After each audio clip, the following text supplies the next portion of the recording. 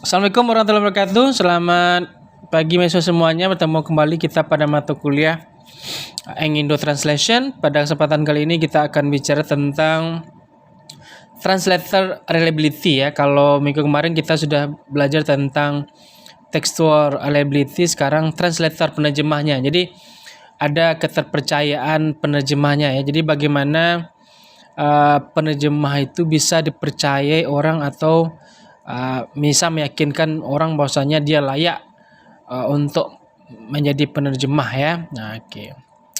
Kita masuk pada topik pelajaran kita. Translation should be reliable ya. Translation users need to be able to rely on translation. They need to be able to use the translation as reliable basis for action. Translation haruslah sifatnya reliable ya, bisa dipercaya ya. Translation user need to be able to rely on translation. Jadi customer ya, customer atau pelanggan itu mereka sangat mempercayakan sekali hasil terjemahan mereka itu ya. They need to be able to use translation as a reliable basis for action. Jadi hasil terjemahan itu nanti itulah yang akan menjadi dasar dari sebuah tindakan. Coba bayangkan kalau terjemahan kita kacau entah berantah ya, tidak jelas, tentu nanti orang akan salah dalam menginterpretasi ataupun melakukan kegiatan berdasarkan hasil terjemahan kita. Itu sebabnya terjemahan itu atau penerjemah itu dia harus bisa meyakinkan ya, dapat dipahami oleh orang lain dengan baik. They need to be able to trust the translator to act in reliable ways, delivering reliable translation by deadline, getting whatever help is needed to meet those deadline, being flexible, versatile in serving the user's need. Kalau kita melihat pada poin ini, jadi para customer kita itu mereka sangat mempercayakan sebagaimana kita bahas tadi tindakan-tindakan yang akan mereka lakukan berdasarkan dari teks yang mereka baca ya. Jadi salah satu poin pertama itu adalah deadline-nya ya. Jadi kita harus selesai pada waktunya. Jadi kalau kita menerjemah itu pastikanlah deadline-nya itu jangan sampai terganggu. Kenapa? Kadang-kadang pihak customer kita juga mereka berjanji dengan pihak lain ya. Jangan sampai deadline kita atau waktu kerja kita mengganggu dari hasil kerja mereka juga. Getting whatever help is needed to meet those online. Jadi membutuhkan bantuan ya untuk memenuhi deadline tersebut. Kadang-kadang ada juga customer tuh kadang-kadang yang memang meminta draft saja dulu ya. Draft saja yang misalnya sudah 80%-nya seperti apa ya. Itu kadang-kadang ada juga ya. Kadang-kadang mereka ingin baca dulu. Jadi kita harus pahami juga ya. Kita harus selesai ya. Jangan kalau kita menerjemah itu jangan terburu-buru waktu, tidak bisa seperti itu ya. Kadang-kadang customer kita tuh dia mencek pekerjaan kita. Kadang-kadang walaupun customer juga tidak mencek pekerjaan kita sebaiknya kalau sudah selesai ya kita diskusikan dengan customer kita apakah bagian-bagian istilah yang kita terjemahkan itu sudah pas dia. Being flexible artinya ya sama seperti tadi ya, waktunya dapat diatur dengan baik ya. Tapi kalau kita sudah tentukan waktunya, kita sebagai pekerja, maka customer kita itu adalah bosnya. Dipercepat tidak masalah, tapi diperlambat tidak boleh. Gitu ya. Jadi dalam aturan kerja, kalau dia bagus dipercepat boleh saja, kalau cepat selesai tidak ada masalah. Tapi kalau diperlambat itu fatal akibatnya ya. Dan versatile in serving the user need, ya, mampu beradaptasi untuk melayani kebutuhan si pengguna kita. Jadi misalnya pengguna kita itu membutuhkan misalnya dia nanti dalam terjemahannya ada gambar-gambar, membuatkan layout yang bagus, fontnya yang tepat gitu ya. Itu tuh memang harus kita atur dengan baik. Jangan sampai nanti kita bilang kita tidak bisa pula ya, atau kacau, susah mengedit gambarnya, itu kan kadang-kadang kurang lengkap ya. Sebenarnya kan kita harus bekerja sama dengan yang lain ya. Oke. Nah, kita lanjut tentang aspek of translation reliability. Jadi ada aspek-aspek dari keterpercayaan dari translation itu sendiri. Nah, yang pertama itu adalah with regard to the text, attention to detail. Nah, jadi kalau kita menjadi seorang penerjemah, nah, kalau kita melihat teks-teks tersebut, maka perhatian kita tuh pada detail atau secara detail ya. Nah, detail itu kita harus lihat semua ya. Kata per kata, punctuation, titik koma itu harus jelas ya. Nggak bisa kita penerjemah ndak ahli dengan hal sekecil seperti itu. Ingat, yang membuat kita jatuh itu adalah kerikil-kerikil yang tajam seperti itu. Bukan batu yang besar, tapi yang kecil-kecil. Gitu ya. The translator is meticulous in her attention to the contextual and collocation nuances of each word and phrase she uses. Jadi, penerjemah itu dia harus memfokuskan dirinya ketika menerjemah dengan konteksnya. Konteks dari teks itu sendiri ya. Ingat, berbeda teks, berbeda konteks itu berbeda arti dia. Nah, apalagi bahasa Inggris ya. Itu kadang-kadang satu kata itu memiliki beberapa arti, maka kita harus paham atau membaca banyak arti atau teks yang kita ingin terjemahkan. Dan juga kolokasi ya. Nah, kolokasi itu pasangan-pasangan kata ya. Pasangan kata dan juga ada frase nanti yang kita gunakan atau kalimat. Pastikanlah kalimat yang kita gunakan, frase yang kita gunakan, klausa sebagainya itu memang tepat dia berada pada hasil terjemahan kita. Number 2, sensitivity to the user's need. Nah, kita itu paham dengan apa permintaan dari customer kita. Nah, ingat, customer kita itu mintanya apa? Apakah dia minta terjemahkan full translation, atau dia butuh summary translation, atau dia paraphrase translation? Nah, yang mana sebenarnya dia ingin? Itu sebenarnya dari awal tuh kita harus jelas. Nanti rupanya customer kita itu hanya minta summary translation. Jadi dia hanya minta kesimpulan saja. Sementara kita menerjemahkan semuanya. Itu udah fatal kita itu ya. Salah kita tuh jadinya. Kita tidak mendengarkan apa yang customer minta. The translator listen closely to the user special instruction regarding the type of translation desired. Understand those instruction quickly and fully. Strive to carry them exactly and flexibly. Jadi penerjemah itu mendengarkan instruksi yang disampaikan customer kita, ya, dengan tipe terjemahan yang diinginkan, ya. Memahami instruksi dengan cepat dan lengkap.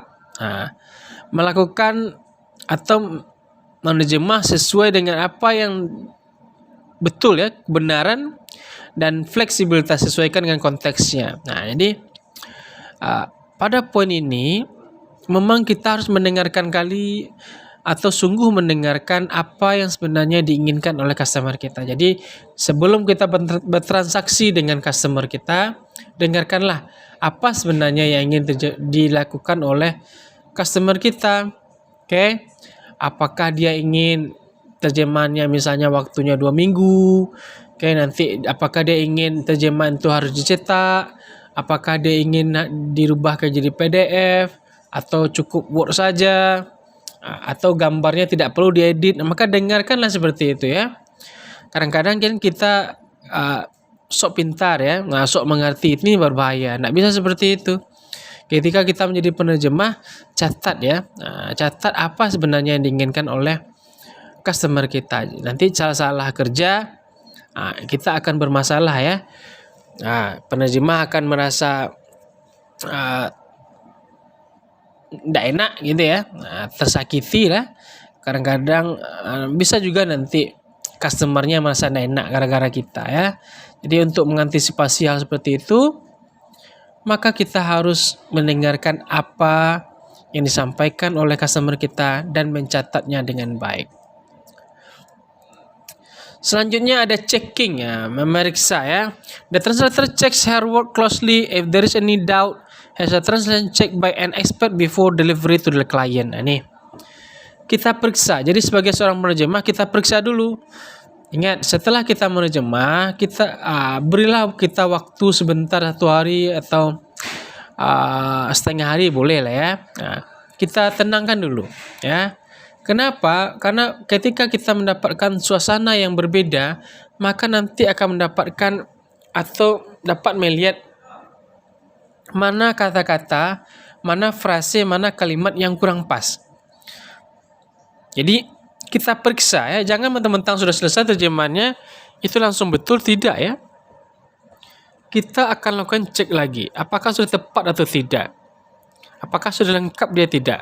Halamannya sudah betul atau tidak, judulnya, subheadingnya, fontnya sudah lengkap, marginnya sebagainya, itu yang harus kita cek ya. Jangan sampai ada yang terlupa. Nah, kalau seandainya kita tidak paham sendiri atau merasa ragu dengan kemampuan kita sendiri, maka boleh saja kita menggunakan jasa orang lain ya. Apakah itu teman kita atau orang ahli dalam bidang translation untuk mengecek pekerjaan kita. Boleh-boleh saja untuk itu ya. Reliability with regard to the client. Jadi kita harus menghargai klien kita ya. Jangan mentang-mentang kita hebat, kita aja mengerjakan semua, atau kita merasa apa yang kita lakukan benar, itu tidak boleh juga ya. Jadi kita harus pertimbangkan ya. Ingat, manusia itu pasti dia akan melakukan kesalahan, pasti itu ya. Tidak pernah luput manusia itu dari kesalahan. Itu sebabnya kita butuh orang lain untuk mengoreksi, memperbaiki hal-hal yang sudah kita kerjakan. Versatility ya. The translator is versatile enough to translate text outside of her area specialization or languages she doesn't feel entirely competent in manners yet never tried. Jadi versatility ini maksudnya mampu dia untuk beradaptasi ya. Jadi ingat, kadang-kadang ada teks yang bukan dari bidang kita. Ini sebenarnya pilihannya 50-50 ya. Apakah kita mau menerima teksnya atau tidak? Tapi kalau tidak kita coba ya, kapan juga kita akan bisa ya. Jadi kalau memang kerasanya kita tidak mampu pada bidang ini karena itu bukan bidang kita untuk menerjemah, ya maka bisa kita tolak.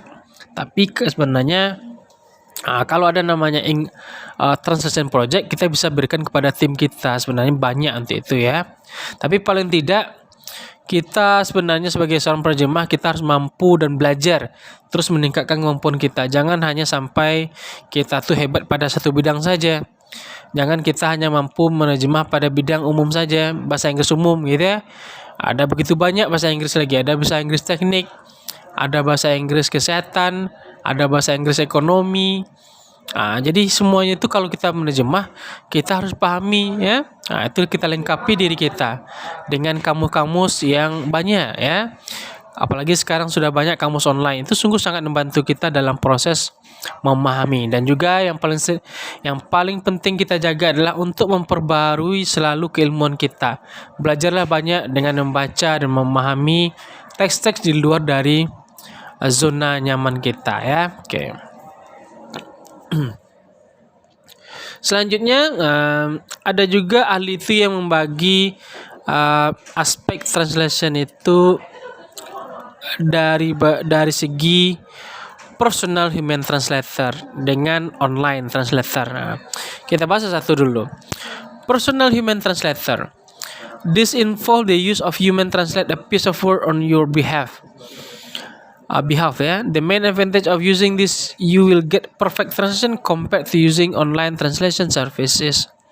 While online services might fumble on some word, a personal human translator will translate the document in a way that you understand totally. Jadi pada poin ini kita melihat bahwasanya penerjemah itu ada dua. Yang itu pertama adalah manusia, personal human namanya, translator. Apa kelebihannya kalau human ini? Dia bekerja memang dengan sempurna gitu ya. Sempurna dia itu bekerja dibandingkan dengan mesin terjemahan gitu ya. Jadi personal human ini dia akan menerjemahkan semampunya ya, dengan total. Gitu ya. Dengan baik, sempurna mungkin. However, acquiring the human translation service can be quite expensive. as you will need to pay the person for the services offered. Permasalahannya kalau kita meminta jasa terjemahan orang atau manusia ini biayanya mahal gitu ya. Nah, ada mahal biayanya. Kalau kita melihat dari level penerjemahan, ada yang biayanya itu per kata, ada yang biayanya per lembar, ada yang meminta biayanya itu dalam hitungan rupiah, ada juga orang tuh yang minta biayanya itu dalam hitungan dolar. Nah, itulah level penerjemah itu sendiri. Kadang-kadang penerjemah itu diminta satu kata itu, misalnya dalam bahasa Inggris satu kata katanya, itu dimintanya misalnya 300 rupiah. Nah, itu saking mahalnya harga kualitas dirinya sebagai penerjemah gitu ya. Nah, itu sebabnya penerjemah manusia ini atau penerjemah orang ini itu harganya mahal ya. Nah, tapi mereka beragam ya, ada juga yang murahnya. In addition to that, you might not be able to access human translator as fast as you wish due to the commitment and other factor. Permasalahan lain kalau kita meminta jasa terjemahan manusia ini atau orang ini, kadang-kadang kita perlu waktu, ada komitmen. Nah, ini kadang-kadang yang agak dilanggar ya. Mungkin agak terlambat. Mungkin ada yang faktor-faktor lain yang kurang pas gitu ya. Jadi itulah beberapa permasalahan. Tapi yang jelas kalau dia human translator manusia, maka nanti hasilnya pasti akan lebih baik lah ya, kira-kira seperti itu. Dan kita bisa berkomunikasi dengan penerjemah itu karena dia bukan mesin ya. Selanjutnya ada namanya online translation. Online translation tadi sebagaimana yang kita bahas juga, this involve the use of online application the purpose of translating document. Many applications available and people tend to prefer them to human translation. This is because online services are free and fast. With them people spend less and get the content they need as fast as possible. Jadi kalau kita melihat online translation ini, kelebihannya itu dia cepat dan gratis ya. Apa contohnya itu ada Google Translate, itu kan cepat gratis ya. Kita ketik langsung keluar hasilnya. Tapi ya itulah ya. Itulah dia. Jadi kadang-kadang nak mengerti ya, entah apa yang dibilangnya, apa yang ditulisnya gitu ya. Itu karena dia gratis. Dan memang cepat ya. Selesai kita mengetik langsung selesai dia. In addition to the computer never miss answer, even they might be slightly inaccurate. Nah, kelemahannya apa? Ketidakcepatan ya. Ketidakcepatan arti, kadang-kadang arti yang tidak jelas. Kalau mesin itu ya namanya mesin ya, kan tak punya perasaan dia untuk itu. Walaupun memang ada beberapa terjemahan yang bagus yang digunakan oleh machine translation, tapi pada beberapa kasus terjemahan itu sungguh sangat kacau sekali. Karena terjemahan itu atau machine translation itu tidak dibekali dengan kemampuan konteks dari translation itu sendiri. Oke, tidak paham mereka dengan konteks itu. Itulah kelemahannya ya. Tapi kalau kita bicara cepat dan gratis, ya itulah machine translation itu kita bisa pakai. Selanjutnya ada translation review method. Jadi bagaimana sih si penerjemah itu mereview dari terjemahan itu sendiri. Yang pertama itu translation self-review. Artinya apa? Si penerjemah itu sendiri yang mereview, yang mencek, yang memeriksa, ya, memvalidasi, mencocokkan, ya, bagaimana hasil terjemahan yang sudah dia selesaikan. Jadi ketika kita bekerja, selesai terjemahan kita, itu namanya draft baru. Draft itu bukan translation ya, draft baru. Setelah kita baca, kita perbaiki lagi, cocokkan, selesai dia, itu namanya revised translation namanya itu. Jadi terjemahan yang sudah diperbaiki. Setelah itu namanya, kalau sudah kita selesai, itu masih draft juga namanya. Draft selesai, nanti kita tengokkan sama orang. Kita berikan kepada informasi terjemahan kita kepada orang lain atau yang lebih paham ya. Jadi banyak tahapan-tahapannya, tapi paling tidak kita mulai dari diri kita dulu. Sebagai seorang penerjemah, kita harus paham dengan apa yang kita lakukan ya. Jangan kita langsung selesai kita berikan orang lain, tidak. Nampak sekali bodoh kita ya. Nah, jadi kita tuh harus tahu dulu dengan apa yang kita kerjakan. Jangan mentang-mentang sudah siap kita kasih sama orang, bukan seperti itu caranya ya. Nah, yang kedua cara dengan translation peer review. Peer review itu artinya kita memang mencari kali orang yang memang paham dengan topik yang kita terjemahkan. Misalnya kita menerjemahkan tentang teks di bidang kesehatan. Tentu kita cari orang-orang yang ahli di bidang kesehatan. Apakah kata-kata, frase, kalimat yang kita gunakan sudah dimengerti atau tidak? Apakah istilah-istilah yang kita pakai sudah tepat atau tidak? Naturalitinya ya, kealamiahan dan juga ketepatan, clarity, itu sebenarnya harus dipahami pada teks seperti ini. Jadi orang-orang yang sudah ahli di bidangnya mereka akan tahu sekali ini istilahnya tidak cocok, ini kalimatnya kurang pas, ini katanya tidak mengerti ya. Jadi itulah kelebihan kalau kita memberikan teks kita kepada orang yang ahli ya. Maka setelah ada ide dari mereka, perbaikan dari mereka, maka kita catat ya. Kayak seperti itu. Selanjutnya apa? Post translation client review. Nih. Nanti kalau sudah selesai, kita minta juga lah dari klien kita, bagaimana klien kita itu melihat terjemahan kita.